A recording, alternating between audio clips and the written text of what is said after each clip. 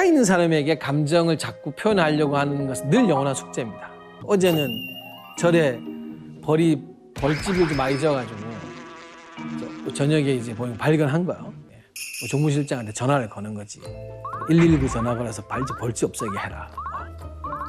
7시에. 이러고 나면은 약간 미안함이 있죠. 내가 하는 게 맞나? 이런 생각을 해요. 이 스님은 감정이 오르락 내리락 하는 것이 너무 불편하고 감정 표현을 되게 참아야 된대요.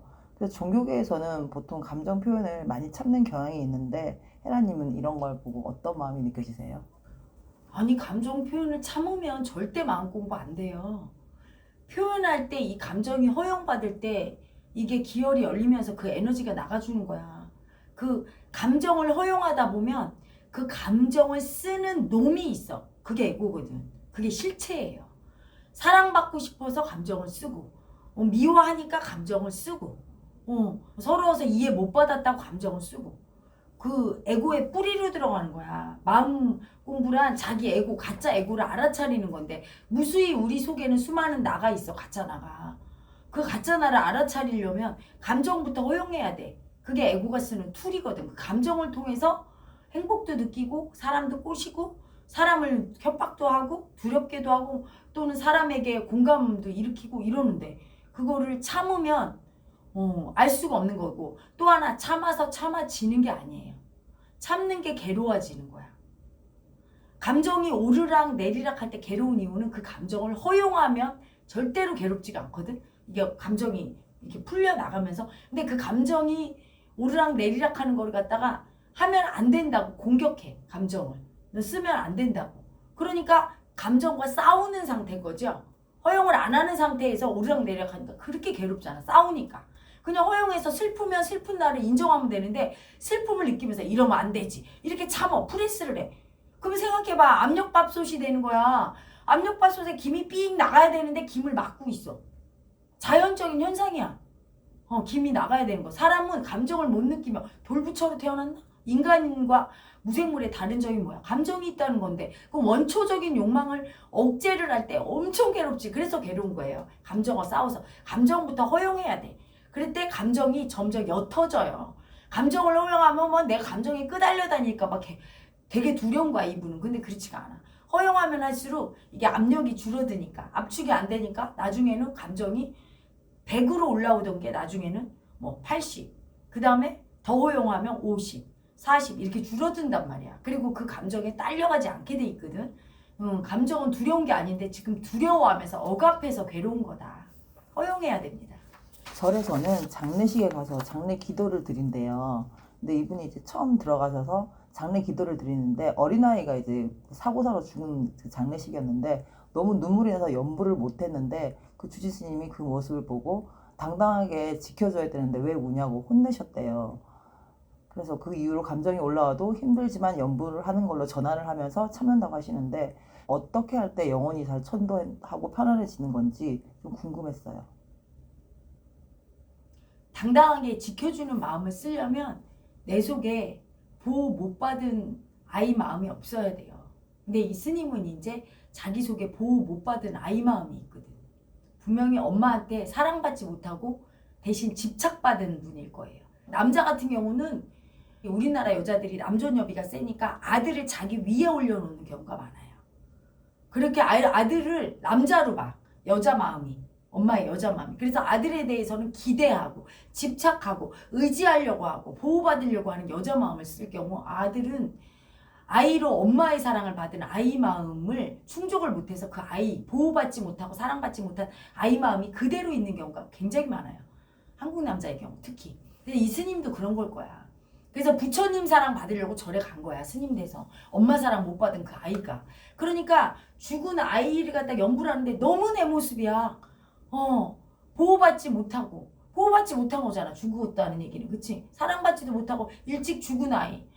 너무 서럽지. 내면에 내 아이가 온 거예요. 보호받지 못하고 사랑 못 받은 아이가 너도 나랑 똑같이 사랑 못 받고 보호도 못 받고 죽었구나 하면서 엄마한테 보호 못 받은 아이가 막 운 거야. 자연적인 현상이죠. 그렇죠? 그게 다 사라져. 그 아이 마음을 인정하고 그 아기 마음을 그게 사라졌을 때 그 아기 보호 못 받은 아기 마음과 하나가 뭐예요? 보호해주는 어른 마음이 하나거든. 이 마음을 인정할 때 이 어른 마음이 돼서 그 지켜주는 마음으로 연불할 수 있는 거지. 그걸 머리로 가르치신 거지.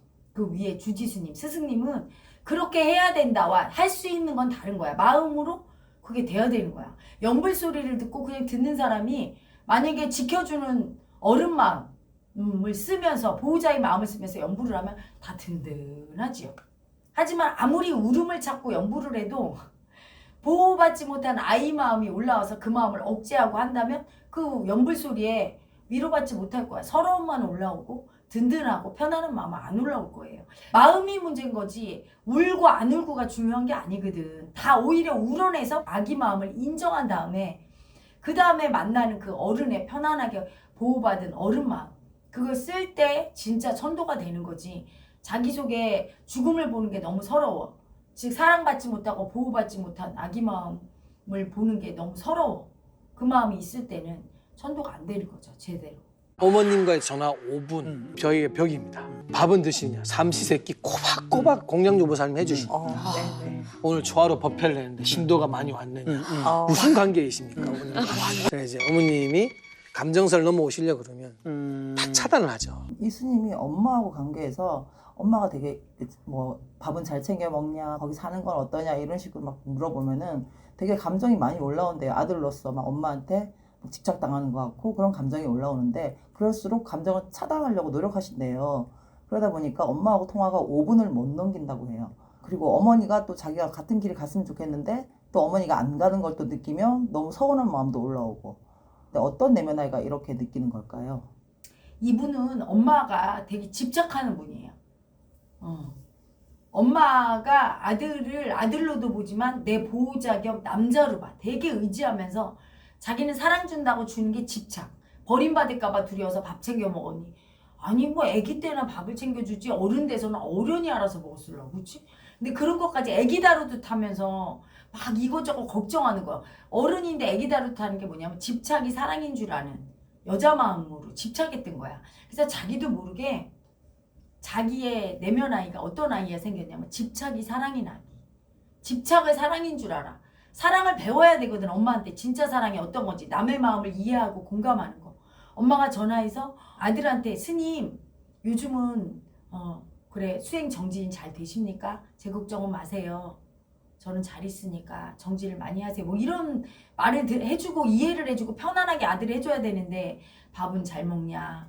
너 얼굴이 상했더라 하면서 계속 근심 걱정하고 두려움을 쓰는 버림받을까봐 여자 마음을 쓰는 그 마음을 하고 있거든. 잘못된 집착을 사랑인 줄 알고 있거든. 그러니까 사랑을 못 배우고 집착을 배워서 이분도 똑같이 집착이 올라온 거야. 엄마한테 공부시켜야 되겠다. 엄마는 불제자가 아니에요. 그냥 자기 엄마의 모친일 뿐이야. 엄마는 그냥 인정해주고 응? 이해해주는 아들 마음을 쓰는 게 아니라 제자를 만들려고 하고 자기 뜻대로 하려고 그래. 스님이 됐다는 얘기는 많은 사람을 불제자를 만들고 공부시키고 싶어 하는 거야. 불경 공부를. 그치?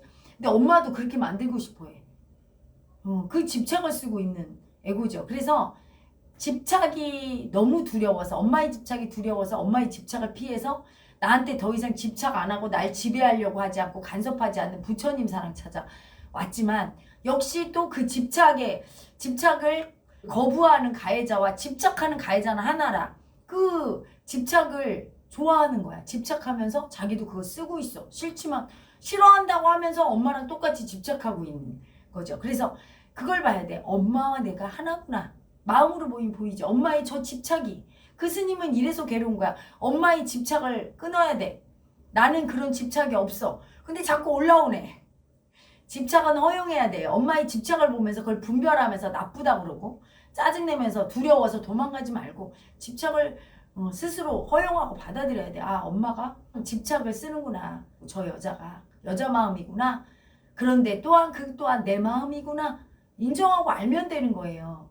그래서 엄마 마음이 내 마음이고 그 마음은 잘못된 것도 없고 하지 않아야 될 것도 없고 꼭 이렇게 해야 된다는 법칙도 없다고 허용해야 돼. 마음을 인정하고. 근데 그걸 안 하고 집착은 나쁘다고 거부하고 하지만 또 집착을 좋아해서 자기도 집착을 막 쓰면서 괴로워해. 이러면 안 되는데 집착을 수치 주고 미워하면서 허용을 안 하는 그 가해자만 그걸 보셔야 되겠지.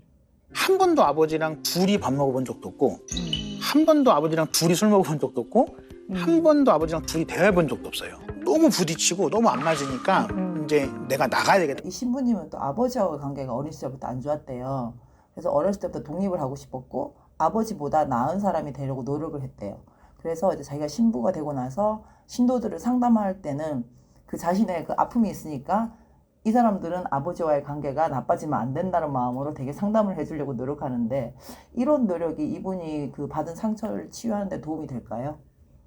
도움이 전혀 안 돼요. 그분도 분별심이야. 아버지와의 관계가 꼭 좋아야 되나? 나쁘면 안 되나? 허용해야 되잖아. 벌써 가해자 마음, 아버지를 미워하고 싫어하는 거겠지. 관계가 나쁘다는 얘기는. 아버지한테 미움받는다고 느끼겠지. 그런 나를 분별해. 나쁘다. 그건 안 좋은 거야. 꼭 아버지와의 관계가 좋아야 된다고 집착하면서 그 자기 가해자를 보기 싫어. 아버지와의 사이에서 날마다 미움받고 미움쓰고. 그러니까 이분은 또 하나님한테 도망온 거야. 스님은 부처님한테 도망간 거야. 엄마의 집착으로부터. 근데 이 신부님은 그 미움 안 보려고, 가해자 안 보려고. 아버지와 자기의 가해자가 하나잖아. 아버지도 자기를 미워하고 싫어하지만 자기도 아버지를 미워하고 싫어하는 가해자. 그냥 허용하면 되지. 뭐 부자지간이 꼭 물고 빨고 사랑해야 좋은 건가? 미워할 수도 있는 건데 미움은 나쁘다는 분별심. 그 가해자의 마음을 붙들고 하나님한테 왔어. 그러면 하나님한테 오면 그 가해자가 사라지나? 여전히 그 가해자 때문에 괴로워. 왜? 그 가해자를 붙잡고 신도들의 상담을 열심히 해주면서 너희들은 아버지와 미움 쓰면 안 돼. 왜 쓰면 안 되는데? 그게 이상한 거예요. 왜? 사랑과 미움은 하나야. 많이 미워한다는 건 많이 사랑하기 때문이야. 자기가 옆집 아저씨를 미워하겠어? 그럼 아버지를 미워하지. 너무 사랑하니까. 기대가 커. 사랑하면 아버지가 나한테 이렇게 잘해줄 거고 당연히 난 자식인데 이렇게 받아야 되는데 안 줬어. 그리고 미워했어. 그럼 더 미워하지. 기대가 없으면 미움도 없잖아. 그치? 그래서 연애하다가 진짜 사랑하는 여자는 막 죽이잖아. 왜 그래? 너무 사랑해서. 사랑과 미움은 하나야. 그럴 수밖에 없는 걸 인정해야 되거든. 근데 미움을 죽어도 인정 안 해. 무조건 사랑해야 된다고 하니까 미움 속에 또 빠져 있는 거예요. 그게 미움이야. 미움을 인정 안 하는 미움의 가해자지. 왜 미움은 나쁘다고 해? 당연하게 미움받을 짓 하면 미워하는 게 사랑이지. 무조건 부모가 애가 막 도둑질을 하고 남의 집에 가서 막 행패 부려도 우리 새끼 이쁘다 이쁘다 하면 그게 진정한 가해자인 거야. 미움 써줘서 올바르게 가르쳐야 되는데. 그렇잖아요? 극렬하게 무조건 잘했다고 사랑만 집착하는 그게 가해자 되듯이 미움이 적당한 게 맞는데 미움을 너무 인정 안 해서 미움 자체가 돼버린 거야. 그래서 본인이 미움 쓴다는 걸 몰라. 미움은 사람에 대한 미움이라기보다는 마음을 절대 허용 안 하고 이해 안 해줄 때 그게 진정한 가해자 미움이에요. 아버지를 미워한 미움이 문제가 아니라 미움은 나쁘다고. 아버지에 대한 사랑만 허용하고 미움은 인정 안 해서 사랑으로 넘어가지도 못하고 미움에 갇혀있는 걸 알아야지 자기가. 그러니까 또 신도들한테 뭐라고 설교하겠어. 아버지랑 잘 지내야 된다고. 그건 신도들한테 죄책감 일으키지. 아버지랑 사이 좋은 사람보다 안 좋은 사람이 더 많을 텐데 괜찮아. 아버지하고 싸우기도 하는 거야. 이게 미움을 허용할 때 아버지랑 사랑도 싹 트거든. 미움을 허용할 때 술도 먹고 아버지한테 주정 한번 하고 속상한 얘기 다 하고 막 미움질을 한번 해버리면 그 다음에 술 먹고 한잔 풀고 할 수 있는데 미움이 무서워서 분명히 이분 아버지한테 찐따 한번 안 부렸을 거야. 막 술 먹고 아버지 그럴 수 있어. 나 서운했어. 막 이런 말 해야 되는데 눈치만 보고 술 한 번을 안 먹었대 아버지랑. 아니 그게 미움질 할까봐 안 먹은 거야. 미움질도 해야 그 다음에 오해도 풀리고 사랑이 싹 트는데. 격렬하게 싸워야 되는 거야 인생은. 그래야 격렬한 사랑도 있는 거예요. 근데 그 미움을 싸우지를 못하게 하면 진짜 사랑할 수 있나? 미움이 두렵다고 미움을 나쁘다고 다 버려갖고 미움 하나를 못 써. 그래갖고 하나님 사랑받는다고 와갖고 전부 다 신도들도 미움을 못 쓰게 하면 괴로워지는 거예요. 미움은 나쁘다고 가르치면 안 되는 거야. 사랑할 때 미움도 쓸 수 있는 거예요. 나도 제자가 내가 막 미움 쓰는 제자는 내가 사랑하기 때문에 믿거니 하니까 쓰지. 그치? 내 새끼라 믿거니 하니까 미움 쓰는 거야. 날 사랑해서. 못 믿으면 쓰나? 그렇게 봐야 되는 거지. 그래서 이분의 미움은 뭐냐? 아버지를 미워하는 게 문제가 아니라 미움은 나쁘다고 하는 분별심의 가해자. 그것 때문에 아버지랑 못 있고 하나님한테 와서까지 또 분별심으로 신도들한테 미움 나쁘다고 아버지랑 좋아야 된다 강요해서 자기도 죄책감 느끼고 아니 자기가 못 산 걸 얘기하려니 얼마나 죄책감 느끼겠어. 신도들한테도 분별심을 심어줘서 이거 아버지랑 잘못 지내는 나는 죄인 아닌가. 죄인의 수치를 자꾸 만드는 거죠. 허용하셔야 돼요. 잘못된 거 하나도 없어 신부님은. 내가 보니까 신부님 멋진 사람이더만. 그 미움만 딱 한 번 쓰면 아버지랑 딱 소통하겠더만. 미움 쓰세요 아버지한테. 그리고 소통하고 신도들한테 얘기할 때 아버지랑 싸울 때도 있는 거야. 그래야 또 좋아지는 거야. 이렇게 상담해 주시면 잘하실 것 같아요. 그런 아버지와의 상담 말고 어떤 뭐 회사 다니는 게 힘들어요, 뭐 고민이에요 이럴 때는 그럼 다니지 마 이런 식으로 되게 직설화법으로 또 상담을 해주신대요. 근데 이제 신도들은 그런 얘기를 들으면 고맙다고 하고 진짜 도움이 된다고 하는데 본인 스스로는 이게 진짜 도움이 될까 하면서 의구심이 든다고 하는데 혜라님 보시기에는 어떠세요?